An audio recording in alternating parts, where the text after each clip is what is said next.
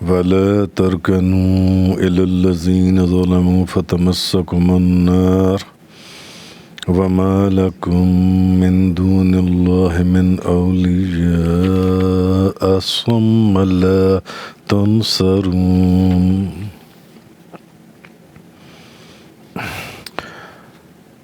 آج سورہ ہود کی آیت نمبر 113 سے بیان ہے۔ اور تم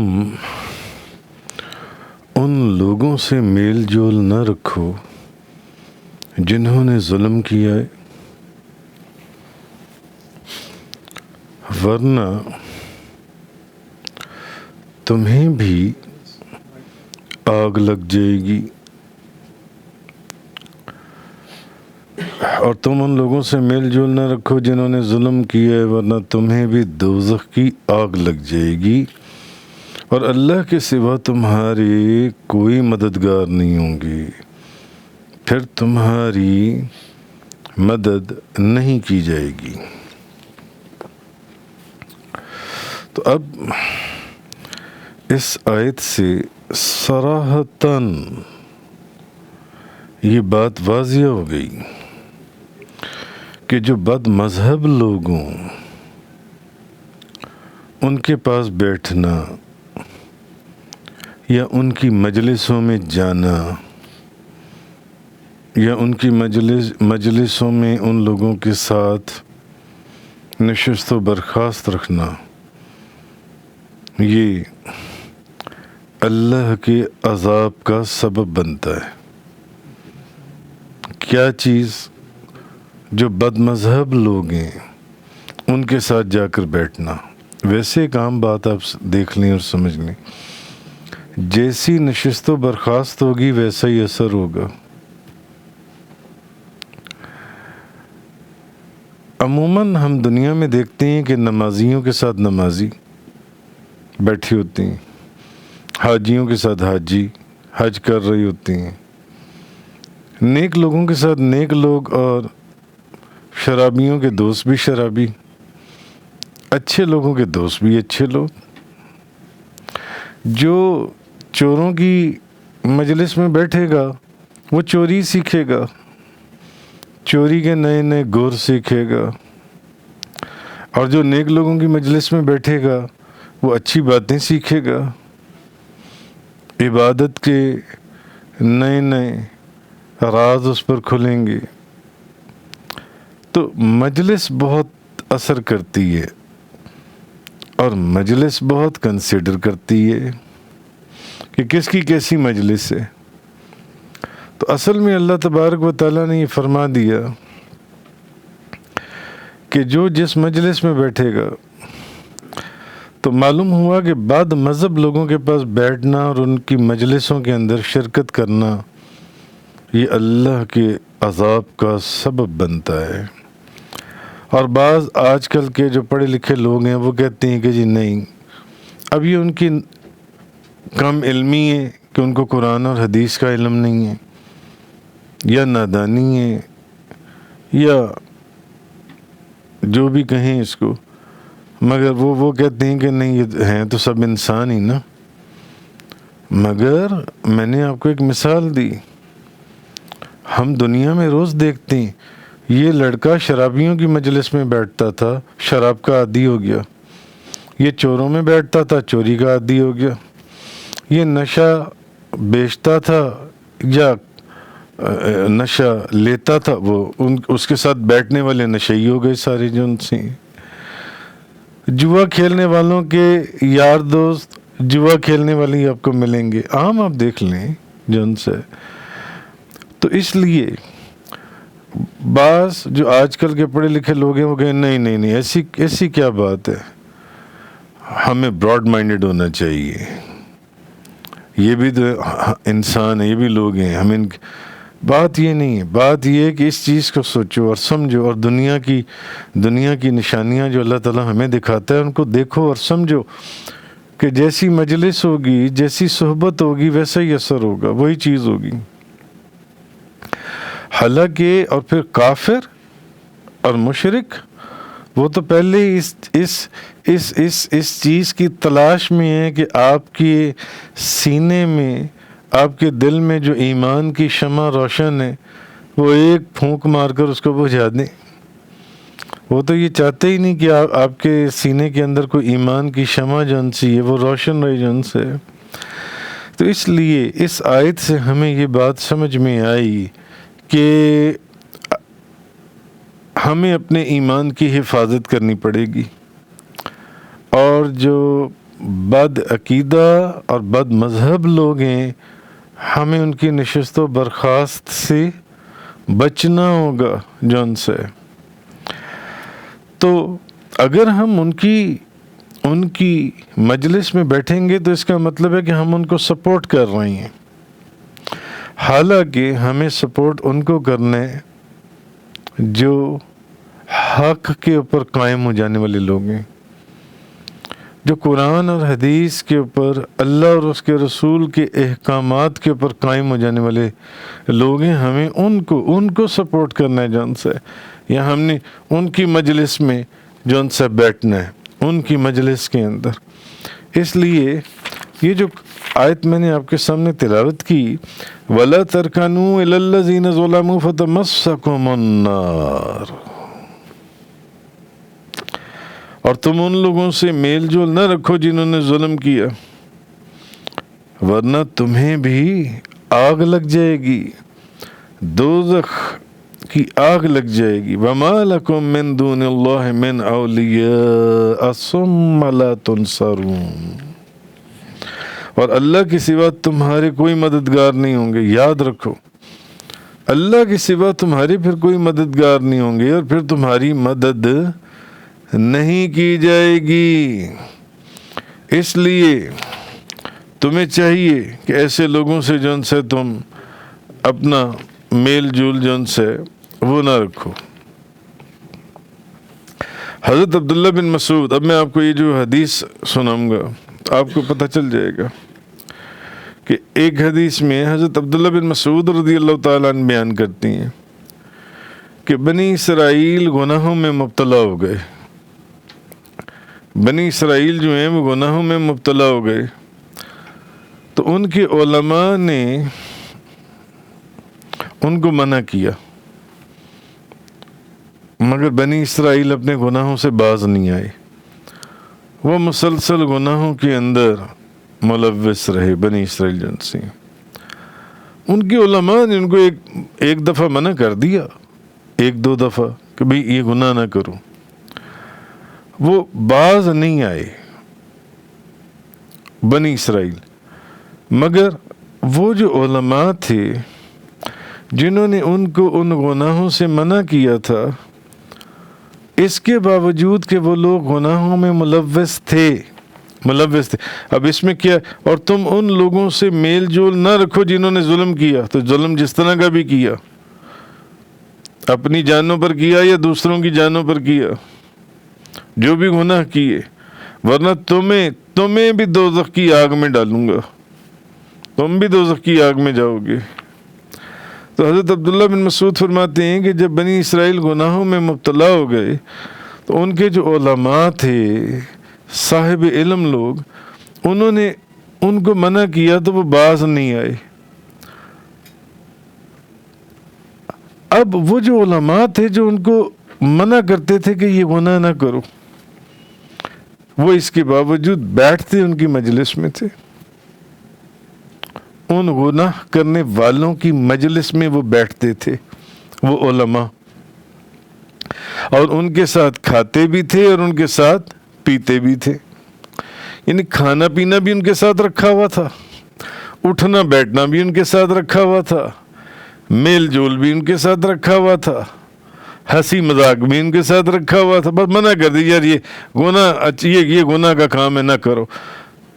یعنی یہ نہیں کہ کوئی سرزنش کی جائے ان کی، بلکہ ان کے اندر بیٹھتے تھے، کھاتے پیتے تھے، اٹھتے بیٹھتے تھے، ہنستے کھیلتے تھے، ان کی مجلس میں آتے جاتے تھے جن سے۔ تو اللہ تعالیٰ نے، اور سورۃ المائدہ کے اندر بھی ہم اس کا تفصیل سے ذکر پڑھ رہے ہیں، اللہ تعالیٰ نے ان میں سے بعض کے دل ان میں سے بعض کے مشابہ کر دیے۔ اور سورۃ المائدہ میں آپ پڑھ رہے ہیں کہ حضرت داؤد اور حضرت عیسیٰ بن مریم کی زبان سے ان کے اوپر لعنت فرمائی گئی، کیونکہ وہ نافرمانی کرتے تھے اور حد سے تجاوز کرتے تھے۔ اب آپ کو اس آیت کا مطلب سمجھ میں آ گیا ہوگا کہ اللہ پاک نے یہ جو فرمایا، اور تم ان لوگوں سے میل جول نہ رکھو جنہوں نے ظلم کیا، ورنہ تمہیں بھی دوزخ کے اندر ڈال دوں گا، ورنہ تمہیں بھی دوزخ میں ڈال دوں گا۔ ان ایسے لوگوں سے میل جول نہ رکھو، ایسے لوگوں سے۔ تو اس کا آپ اب اس کو دوسری طرف سے لے لیں۔ آپ لوگ نمازیوں کے ساتھ بیٹھتے ہیں، قرآن پڑھنے والوں کے ساتھ بیٹھتے ہیں، قرآن سننے والوں کے ساتھ بیٹھتے ہیں، قرآن سننے کے لیے اتنی دور سے تشریف لاتے ہیں۔ تو نماز پڑھنے والے، قرآن پڑھنے والے، زکوٰۃ دینے والے، یہ جو نیک مجلسیں ہیں یہ جنتی لوگوں کی ہیں۔ تو اس کا مطلب ہے کہ جو بھی ان کے ساتھ بیٹھنے والا ہے وہ بھی جنت میں گیا۔ کیوں؟ جس طرح ان کے ساتھ بیٹھنے والا وہ بھی دوزخ میں گیا۔ اور وہ جو علماء تھے، جو علماء ان کو ویسے تو کہہ دیتے تھے کہ یہ گناہ ہے، گناہ کا کام ہے، مگر ان کے ساتھ کھاتے پیتے بھی تھے، اٹھتے بیٹھتے بھی تھے، ہنستے کھیلتے بھی تھے، ان کے ساتھ نشست و برخاست بھی رکھتے تھے۔ تو اللہ تعالیٰ نے ان میں سے بعض کے دل بعض سے مشابہ کر دیے، اور حضرت داؤد اور عیسیٰ بن مریم دو نبیوں کی زبان سے ان کے اوپر لعنت کی، ان کے اوپر، کیونکہ وہ نافرمانی کرتے تھے اور حد سے زیادہ بڑھتے تھے جو ان سے۔ تو نبی پاک صلی اللہ علیہ وسلم، ایک دوسری روایت میں ہے جس کے اخیر میں ہے کہ نبی پاک صلی اللہ علیہ وسلم ٹیک لگا کر بیٹھے ہوئے تھے، لگائے ہوئے تھے، ٹیک لگا کر بیٹھے تھے نبی کریم صلی اللہ علیہ وسلم۔ تو آپ اٹھ کر بیٹھ گئے۔ آپ نے فرمایا نہیں، حتیٰ کہ تم ظالم کا ہاتھ پکڑ لو، ظالم کا، اور اس پر حق پر سختی کے ساتھ مجبور کرو، سختی کے ساتھ مجبور کرو اس کو کہ نہیں، یہ گناہ کا کام چھوڑ دو۔ یعنی اس کے علاوہ کسی صورت میں معصیت کاروں کے ساتھ نہ بیٹھ، کسی صورت میں گناہ والوں کے ساتھ، گناہ کرنے والوں کے ساتھ نہ بیٹھو، ورنہ تم بھی اسی لعنت اور اسی دوزخ کے مستحق ہو جاؤ گے جن سے۔ بہرحال یہ آیت نمبر 113 آگے فرمایا، آیت نمبر 114 اور آیت نمبر 115 کے اندر اللہ تبارک و تعالی وَأَقِمِ الصَّلَاةَ طَرَفَيِ النَّهَارِ وَزُلَفًا مِّنَ اللَّيْلِ إِنَّ الْحَسَنَاتِ يُذْهِبْنَ السَّيِّئَاتِ ذَلِكَ ذِكْرَىٰ لِلذَّاكِرِينَ وَاصْبِرْ فَإِنَّ اللَّهَ لَا يُضِيعُ أَجْرَ الْمُحْسِنِينَ۔ اور دن کی دونوں طرفوں میں اور ابتدائی رات کے کچھ حصوں میں نماز قائم رکھیے۔ دن کے دونوں طرفوں میں، دن کے دونوں اطراف میں، دن کے دونوں طرف، دن کے دونوں طرف، دونوں طرفوں میں، اور ابتدائی رات کے کچھ حصے میں نماز قائم رکھیے۔ بے شک اللہ پاک فرما رہے ہیں نیکیاں گناہوں کو مٹا دیتی ہیں۔ جب انسان نیکی کی طرف رجوع کرتا ہے، نیکی کرتا ہے، تو نیکی اس کے جو گناہ ہیں ان کو مٹا دیتی ہے۔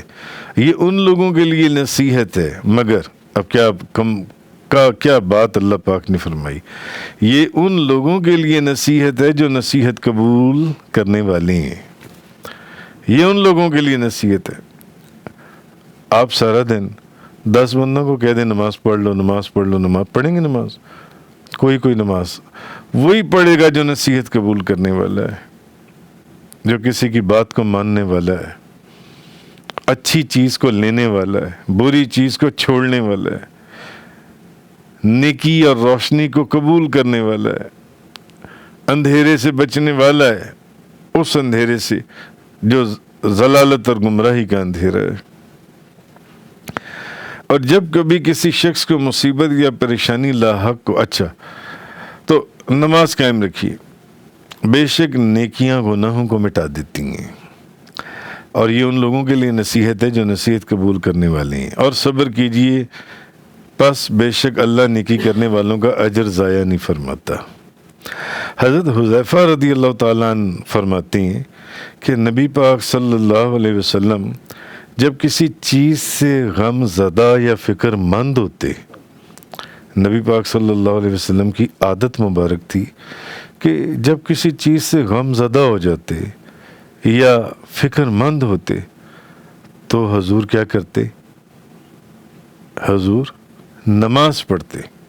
حضرت حذیفہ فرماتے ہیں کہ جب بھی نبی پاک صلی اللہ علیہ وسلم کسی چیز سے غم زدہ ہوتے یا حضور کو کوئی فکر لاحق ہوتی، کوئی فکر مند ہوتے تو حضور نماز پڑھتے. تو دونوں اطراف میں نماز قائم کیجیے اور ابتدائی رات کے کچھ حصوں میں نماز قائم کیجیے. تو امام ابو جعفر محمد بن جریر طبری اپنی سند کے ساتھ روایت کرتے ہیں کہ مجاہد اور محمد بن کعب القرظی نے کہا کہ دن کے دونوں طرفوں سے مراد، وہ کہتے ہیں ایک قول یہ کہ دونوں طرفوں سے مراد فجر، ظہر اور عصر کی نماز ہے. فجر، ظہر اور عصر کی نماز ہے دن کے دونوں طرف. اچھا، حضرت ابن عباس رضی اللہ تعالی عنہما انہوں نے کہا کہ دن کی دونوں طرفوں سے مراد فجر اور مغرب کی نماز ہے،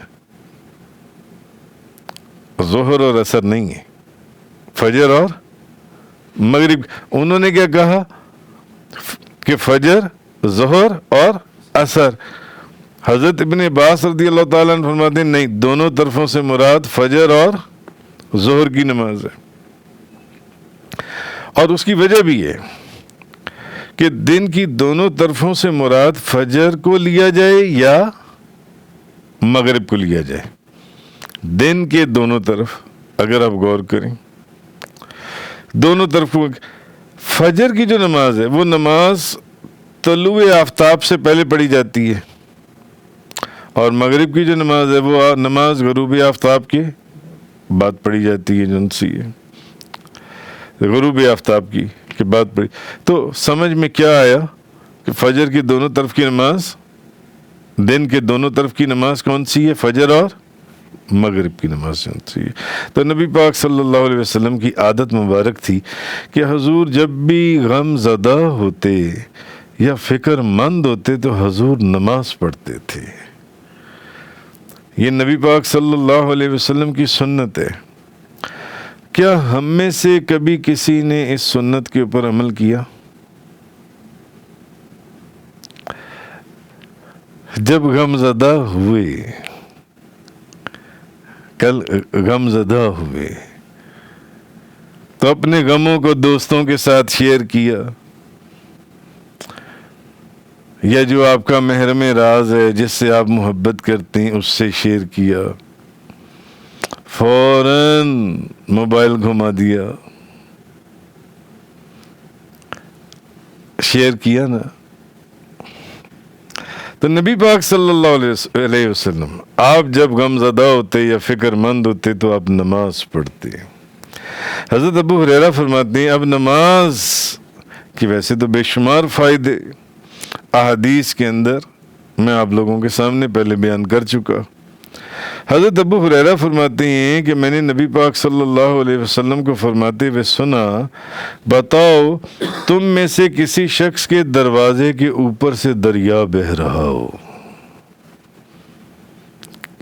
دریا بہہ رہا ہو، اور وہ بندہ اس دریا میں روزانہ 5 مرتبہ غسل کرے، نہائے 5 مرتبہ، تم کیا کہتے ہو؟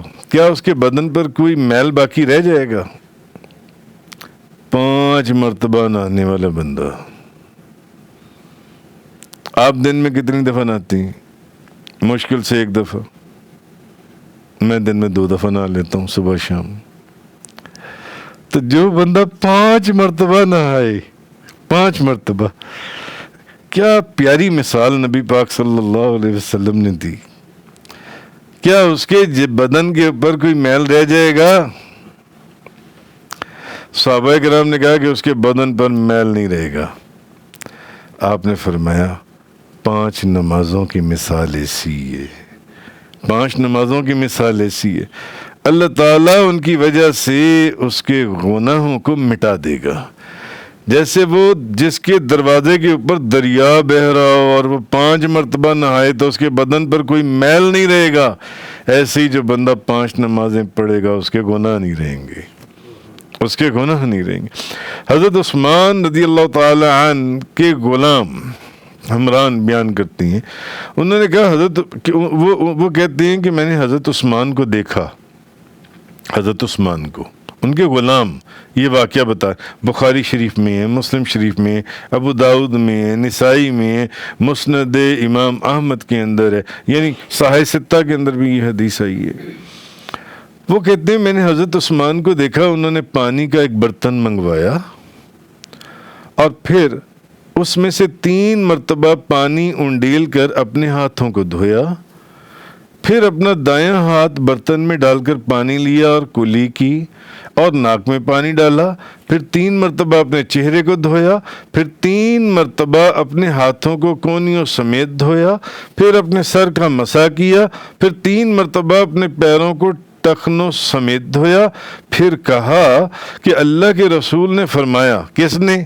حضرت عثمان رضی اللہ تعالیٰ عنہ نے، اللہ کے رسول نے فرمایا، یعنی یہ جو آپ وضو کرتی ہیں، جو آپ وضو کرتی ہیں، جس نے میرے اس وضو کی مثل وضو کیا، پھر اس نے 2 رکعت نماز پڑھی اور اس نماز کے اندر اس نے اپنے آپ سے باتیں نہیں کی، نبی پاک صلی اللہ علیہ وسلم نے فرمایا، حضرت عثمان فرماتے ہیں کہ میں نے اللہ کے رسول سے سنا ہے، اللہ کے رسول نے فرمایا جس نے میرے اس وضو کی طرح وضو کیا، پھر اس نے 2 رکعت نماز پڑھی، مگر پھر اس نے اپنے آپ سے باتیں نہیں کی، یعنی جب نماز پڑھ رہا تھا تو یہ نہیں کہ اپنی دکان کا خیال کر رہا تھا، یا گھر میں اپنے بچوں کا خیال کر رہا تھا، یا سوچ رہا تھا کہ میں نے آج رات کو کیا کھانے، یا یہ نہیں کہ نماز پڑھ رہا تھا تو جناب سوچ رہا میں تو لیٹ ہو گیا ہوں، کس وقت جاؤں گا۔ بہرحال مختلف یعنی اس نے اپنے آپ سے باتیں نہیں کی، مگر دل میں از خود خیال آنا وہ ممنوع نہیں ہے۔ ممنوع یہ ہے کہ انسان خود دنیاوی باتوں کو سوچنا اور ان میں غور و فکر کرنا شروع کر دے۔ ادھر نماز نیت لی، اللہ اکبر، اور اب دل میں پروگرام بنانے شروع کر دیے، کل میں نے ادھر جانا ہے اور ادھر جانا ہے تو میں نے یہ کرنا ہے، راستے میں میں نے یہ کھانا ہے، گھر میں یہ پکانا ہے، خود سے پروگرامنگ شروع کر دی اپنی، یہ منع ہے۔ ہاں خود سے خیالات آ جائیں وہ منع نہیں ہے جن سے، تو آپ فرماتے ہیں کہ نبی پاک صلی اللہ علیہ وسلم جس نے اس طرح نماز پڑھی، جس نے اس طرح وضو کیا، 2 رکعت نماز پڑھی، اس نے کوئی کسی خیال کے اندر اپنے آپ کو خود سے ملوث نہ کیا، یہ عمل اس کے پچھلے گناہوں کو معاف کر دے گا، اس کے پچھلے گناہ معاف کر دیے جائیں گے اس عمل کی وجہ سے، یہ جون سا عمل ہے۔ تو ابو عثمان بیان کرتے ہیں کہ حضرت سلمان فارسی کے ساتھ ایک درخت کے نیچے کھڑا ہوا تھا، تو حضرت سلمان فارسی نے درخت کی ایک خشک شاخ کو پکڑ کر زور زور سے ہلانا شروع کر دیا، اس کے پتے جھڑنے لگے، پھر کہا ابو عثمان تم مجھ سے یہ نہیں پوچھو گے کہ میں ایسا کیوں کر رہا ہوں؟ میں نے کہا آپ ایسا کیوں کر رہے ہیں؟ انہوں نے کہا جب مسلمان وضو کرتا ہے اور اچھی طرح وضو کرتا ہے، پھر 5 نمازیں پڑھتا ہے، تو اس کے گناہ اس طرح جھڑتے ہیں جس طرح اس ٹہنی کے پتے جھڑ رہے ہیں۔ اور پھر انہوں نے یہی آیت پڑھی، سورہ ہود کی آیت نمبر 114 جو میں نے آپ کے سامنے میں۔ بہرحال کہنے کا مقصد یہ ہے کہ 5 وقت کی، اب کوئی بندہ یہ نہ سمجھ لے کہ صرف 5 وقت کی نماز یا نماز ہی ایک ایسا عمل ہے کہ جس سے گناہ معاف کر دیے جاتے ہیں، اس کے علاوہ بھی عبادات کے اندر ایسے عمل ہیں جن کو کرنے سے بندے کے گناہ جن سے وہ مٹ جاتی ہیں جن سی وہ عبادات جن سی. مثلاً آپ نے رمضان شریف میں سنا اور یہ حدیث کئی مرتبہ میں نے آپ لوگوں کو سنائی. حضرت ابو ہریرہ رضی اللہ تعالیٰ عنہ بیان کرتے ہیں اللہ کے رسول نے فرمایا جس نے ایمان کی حالت میں ثواب کی نیت سے لیلۃ القدر میں قیام کیا اس کے پچھلے گناہ بخش دیے جائیں گے. اور اسپیشلی رمضان المبارک میں اصل تو قیام ہے ہی نماز تراویح کا. نماز تراویح اس کے بھی تو یعنی کہ لیلۃ القدر کی رات بھی قیام کرنے والے جو لوگ ہیں ان کے بھی پچھلے گناہ معاف کر دیے جائیں گے. اسی طرح ایک اور حدیث میں ہے کہ جس نے ایمان کی حالت میں ثواب کی نیت سے رمضان میں قیام کیا اس کے بھی پچھلے گناہ بخش دیے جائیں گے. یہ بات میں صرف اس لیے لایا ہوں کہ کوئی بندہ یہ نہ سمجھے کہ صرف نماز ہی ایک ایسا عمل. نماز سے تو گناہ معاف ہوتے ہی ہیں, جھڑتے ہی ہیں, جیسے وہ ٹہنی سے پتے جھڑ رہے تھے حضرت سلمان فارسی والی حدیث جن سی ہے. تو اس کے بھی اسی طرح نبی پاک صلی اللہ علیہ وسلم نے فرمایا جس نے ایمان کی حالت میں ثواب کی نیت سے روزہ رکھا اس کے بھی پچھلے گناہ بخش دیے جائیں گے. اس کے بھی پچھلے گناہ بخش دیے جائیں گے. بہرحال جو گناہ کبیرہ ہیں, گناہ کبیرہ نیکیوں سے صغیرہ گناہ مٹتے ہیں, اور یا گناہ کبیرہ توبہ سے معاف ہوتے ہیں. گناہ صغیرہ آپ جب نیکیاں کرتے ہیں تو وہ خود بخود معاف ہوتے چلے جاتے ہیں, مٹتے چلے جاتے ہیں. مگر جو گناہ کبیرہ ہیں ان کے لیے آپ کو توبہ کرنی پڑے گی, اللہ سے معافی مانگنی پڑے گی, یا پھر نبی کریم صلی اللہ علیہ وسلم کی شفاعت سے, یا پھر مفسرین فرماتے ہیں محض اللہ کے فضل سے. اور اس کے بعد جو فرمایا گیا کہ صبر کیجئے. تو اصل ذکر کس کا ہو رہا تھا یہاں پر کہ صبح اور شام کی نمازوں کا, اسپیشلی فجر اور مغرب کا, یا بعض کے نزدیک فجر ظہر عصر کا, یا بعض کے جو زیادہ قول ہے کہ فجر اور مغرب کا, کیونکہ دن کے دونوں کناروں پر تو یہی نماز ہے نا. وہ طلوع آفتاب سے پہلے, یہ غروب آفتاب کے بعد, یعنی دن کے دونوں کناروں پر یہ نماز آ گئی فجر اور ظہر.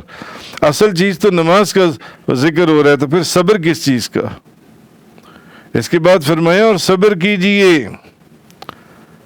اب اس کا معنی مفسرین نے بیان فرمایا کہ جو نماز کے اوپر مشقت اٹھانی پڑتی ہے اس پر صبر کیجئے. جیسے کہ سورۃ طٰہٰ وَأْمُرْ أَهْلَكَ بِالصَّلَاةِ وَاصْطَبِرْ عَلَيْهَا, اپنے گھر والوں کو نماز کا حکم دیں اور خود بھی اس کی مشقت پر صبر کریں. اور یا پھر مفسرین نے فرمایا کہ جو کافر لوگ آپ کو تکلیفیں دیتے ہیں اس کے اوپر صبر کریں جو ان سے. تو اللہ پاک نے یہ چیز فرمائی اس آیت کے اندر, آیت نمبر وَأَقِمِ الصَّلَاةَ طَرَفَيِ النَّهَارِ وَزُلَفًا مِّنَ اللَّيْلِ, اور دن کی دونوں طرفوں میں اور ابتدائی رات کے کچھ حصوں میں نماز قائم رکھیے.